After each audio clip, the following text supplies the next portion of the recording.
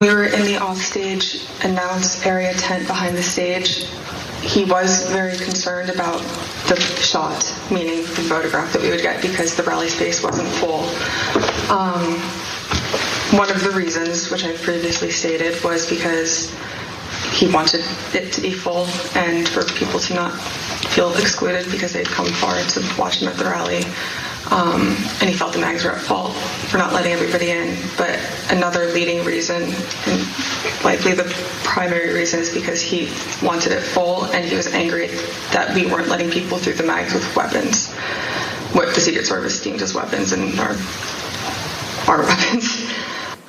But when we were in the offstage announce tent, I was part of a conversation.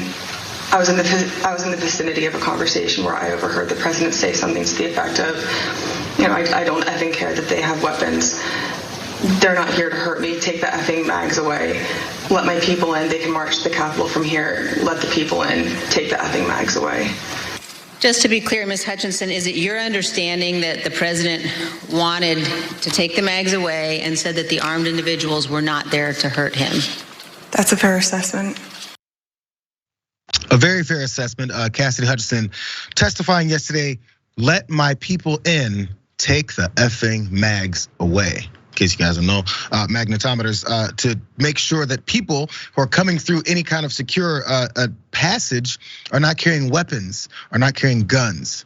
That's what she was testifying for, and Donald Trump was okay with it because my people will not hurt me. Who will they hurt?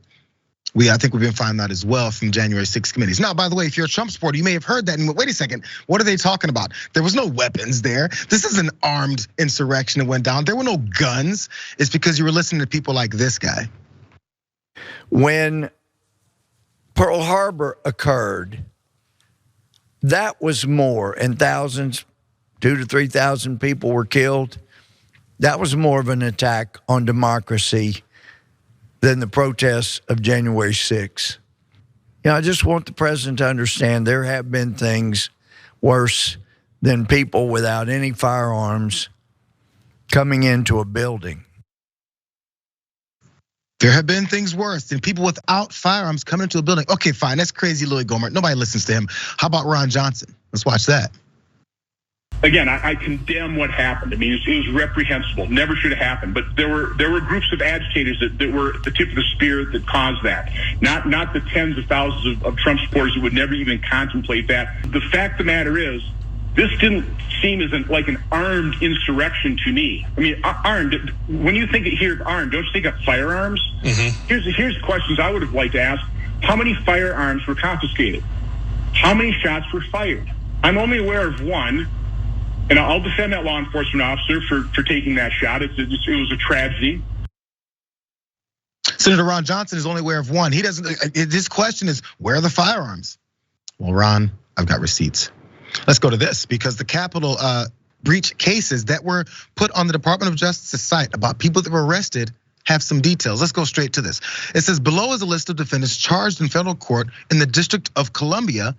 That'd be DC, related to crimes committed at the US Capitol in Washington, DC on Wednesday, January 6th, 2021. It's weird because that's the same date that we're all talking about. Let's go to this first case because his name is Christopher Michael Alberts.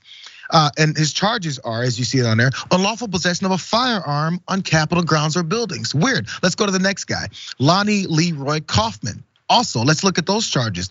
Possession of unregistered firearm, destructive device, and carrying a pistol without a license. Hey, there's another guy. His name is Mark Sami Ibrahim. What are those charges? False statement, entering, remaining in a restricted building or grounds, and firearm. Wow. Hey, how about one more? Cleveland Grover Meredith Jr. How about check out his charges? Interstate communication of threats, possession of unregistered firearms, possession of unregistered ammunition, possession of large capacity ammunition feeding devices. Hey, Ron, hey, Louis, there was firearms in the Capitol that day, despite what you keep lying to people to say. But you know what, fine, that was the Department of Justice. They're a bunch of liars because they run around and they're just trying to bury Donald Trump. There's also video and audio from that day, in case you guys want more confirmation. Let's watch that. There's an individual who's in a tree. He's gonna be a white male, about 6 feet tall, tin build, brown cowboy boots. He's got blue jeans, in a blue jean jacket, and underneath the blue jean jacket, the complainants both saw a stock of an AR-15. He's going to be with a group of individuals, about five to eight other individuals. Two of the individuals in that group at the base of the tree near the porta potties were wearing green fatigues, green olive drab style fatigues, about 5'8", 5'9", skinny white males, brown cowboy boots. They had Glock style pistols in their waistband. 8736 with the message that subject, weapon on his right hip. After that, he's in the tree. Motor 1, make sure PPD knows they have an elevated threat in the tree south side of Constitution Avenue. Look for the Don't Tread on Me flag, American flag face mask, cowboy boots, weapon on the right side hip. I got 3 men walking down the street in fatigue while carrying AR-15, copy at 14th and Independent. So in case you want to know, those the charges are people who got charged for it. The other ones are people that were seen with it, Farron. I wish you libs would stop talking about firearms on January 6th.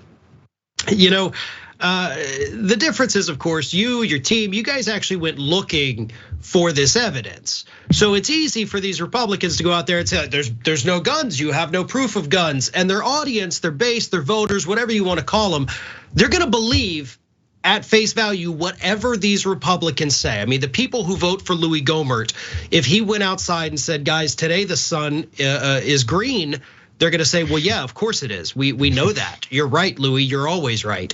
But it takes, just this kind of bare minimum effort to really go out there and disprove, I mean, quite possibly everything that these individuals have had to say. And unfortunately, we have seen these claims. We've even seen it from some of those folks, that pretend that they're on the left, saying there was no violence. The zip tie guy, oh no, he just found those zip ties. He was trying to return them to the proper owner. No, these were violent individuals. These were armed individuals. All of the evidence backs that up. And the only way to ignore that is to literally deny the reality of that day, which of course is abundantly available. You have to be active in refusing to believe that these things happened. And that's what we're seeing. Yeah, it's actually work in ignoring it versus just sitting down and listening and paying attention and maybe reassessing your thoughts and your values and who you follow. Let's more because everyone was so mad that day, but no one was as angry as Donald Trump. Maybe you guys heard about this. Let's go to this next story. Tony proceeded to tell me that when the president got in the Beast, he was under the impression from Mr. Meadows that the off-the-record movement to the Capitol was still possible and likely to happen, but that Bobby had more information. So once the president had gotten into the vehicle with Bobby, he thought that they were going up to the Capitol, and when Bobby had relayed to him, we don't have the assets to do it, it's not secure, we're going back to the West Wing. The president had very strong, a very angry response to that. The president said something to the effect of, I'm the effing president, take me up to the Capitol now. The president reached up towards the front of the vehicle to grab at the steering wheel. Mr. Engel grabbed his arm, said, sir, you need to take your hand off the steering wheel. We're going back to the West Wing, we're not going to the Capitol. Mr. Trump then used his free hand to lunge towards Bobby Engel. And when Mr. Ornato had recounted this story to me, he had motioned towards his clavicles. The strangle heard around the world yesterday as Cassidy Hutchinson relayed an alleged incident that happened with Donald Trump in the Beast, which is the presidential car that he was leaving his January 6th rally from, and was upset that he couldn't go to the Capitol. Take me to the Capitol, I'm the effing president. And apparently, an attempted strangle took place there. Now, Liz Cheney, who was also leading the proceedings yesterday, she also asked Hutchinson to confirm this story with the people involved. And they didn't really disagree that this happened. Let's watch more. And was Mr. Engel in the room as Mr. Ornato told you this story? He was. Did Mr. Engel correct or disagree with any part of the story from Mr. Ornato? Mr. Engel did not correct or disagree with any part of the story. Did Mr. Engel or Mr. Ornato ever after that tell you that what Mr. Ornato had just said was untrue? Neither Mr. Ornato nor Mr. Engel told me ever that it was untrue. So updates since yesterday, because there's been a few tweets and a few pushbacks from this story. So I want to read really fast because Peter Alexander over on Twitter, I think NBC correspondent Peter Alexander, I don't think he's moved on from there yet. Yeah, chief White House correspondent for NBC News. He did tweet out that a source close to the Secret Service says both of those Secret Service agents that were in the truck dispute that Trump grabbed the steering wheel or assaulted an agent. They do not deny that Trump was irate and demanded that they drive to the Capitol.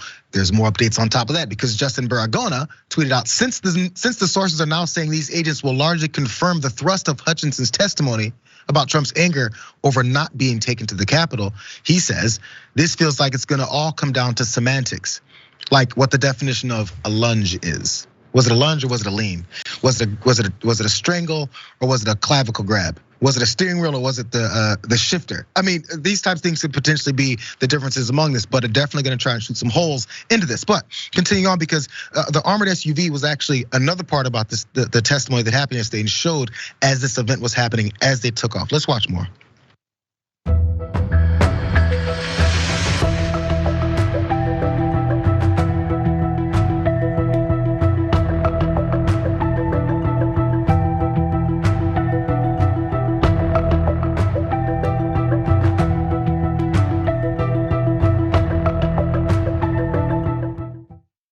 And that is possibly when the situation began there. Now, Trump's legal team, they didn't really want him near the Capitol. Let's give more details about the reasons why they were doing this. Because some people are frustrated by the salacious nature of some of the details, but there's reasons behind all this, and I want to get into that with you, Farron, but really fast. So White House lawyers were strongly opposed to Trump doing this, going down to the Capitol, fearing that it could lead to charges of inciting a riot or interfering with the Electoral College certification process. Pat Cipollone, who at the time was White House counsel, warned staff, quote, "We're gonna get charged with every crime imaginable if Trump went to the Capitol," is what Hutchinson also testified. So Farron, again, the salacious nature of people thinking about, oh my God, the former president tried to strangle and grab one of his Secret Service agents. I get that, you're right, and that's crazy, but there's a lot more behind this.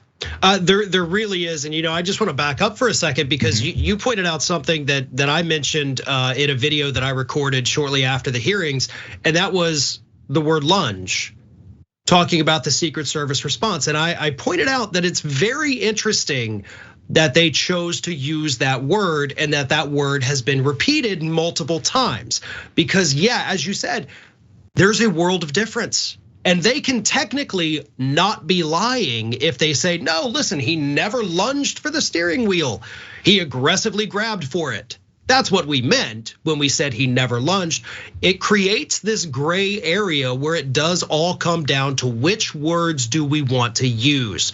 Was it a strangulation? Were his hands on his clavicle or were they around his throat? No, he never strangled him, but you could have your hand here forcibly, restraining an individual without strangling them. So yes, I think it is all going to come down to semantics, and I think it's all going to come out in the wash here.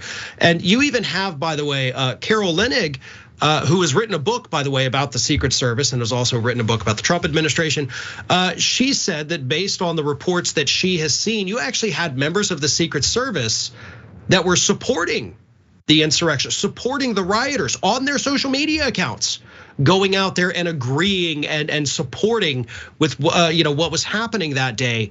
So the Secret Service right now is not looking so great. And I think as this continues, you could really end up with some agents having to come in there and testify, under oath and basically explain what happened, where they can't, where they're at right now. I will say they're not under oath. Hutchinson was. So obviously we got to put a little more weight on what she said because she's under penalty of perjury. They can come out in the press right now and say whatever the heck they want without any fear of being prosecuted for saying that. Once they get under oath though, it's a completely different story, and that's where we're gonna see that word game come into play there. So that's what I think's happening with that. With the Cipollone stuff, like, oh, we're gonna get charged with every crime imaginable. Yeah, even if you didn't go, you're probably right now looking at being charged with a lot of crimes, like as many as you could imagine, because this evidence at this point is just absolutely overwhelming to the point where I still got to wonder what the heck is Merrick Garland doing. I feel like he should be in the audience during these hearings instead of watching it on TV.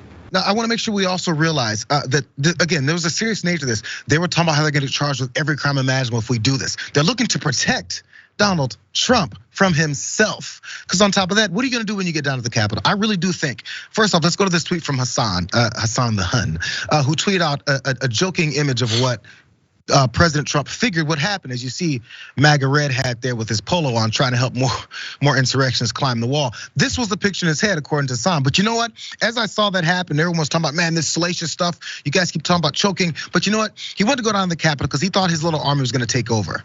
And this is a ridiculous assessment. This is my assumption. This is just my theory. He thought it was going to be a victorious day for him.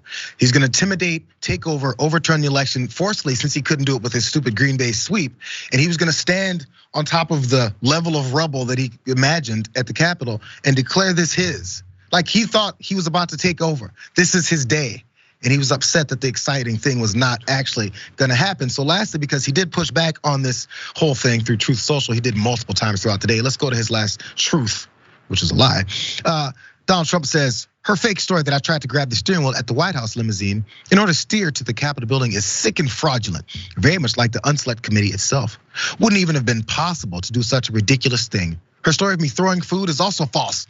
And why would she have to clean it up? I hardly knew who she was.